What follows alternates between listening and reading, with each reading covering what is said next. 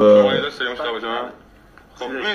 کتونی آدیداس که پایین آقا هستلان برای لات ها و اراز لوباج حکم آیفون رو داره واسه اهل چوسی و اینا هستن، یعنی چشم هم چشمی لات ها یه آیتم لوکس بخوام بخرن کتونی آدیداسه برای تنظیم میکنن. تو خیلی هم عجیبه بخاطر اینکه اصلا کمپانی آدیداس این کتونی واسه لات بازی نساخته، یعنی بابا راست میگی میگن ماراتون میدن نمیرن با چاقو بیفتن و ولی بعد از اینکه استقبال خیلی زیادی شده از کتونی آدیداس برای لات ایرانی، کمپانی های دپارتمان اوشاخلاری طراحی کرد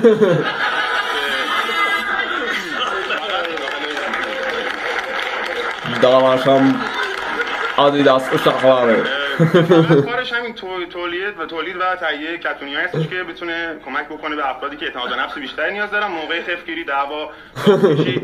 حالا میگن شما اگر به کفشای نفر نگاه بکنی میتونید فهمید کجا بوده، جور آدمیه. مثلا شما اگر نگاه کنی دمپایی لو انگشتی پوشیده، آقاست، احتمالاً به همجنس خوش گرایش داره و اگر کتونی آدیداس پوشیده اصلا نه دنبال این نباشه چیکار داره، فقط فرار بکنید جان خودتون رو نجات بدید. خیلی متشکرم. خیانت کردی، میخوای توجیه کنی.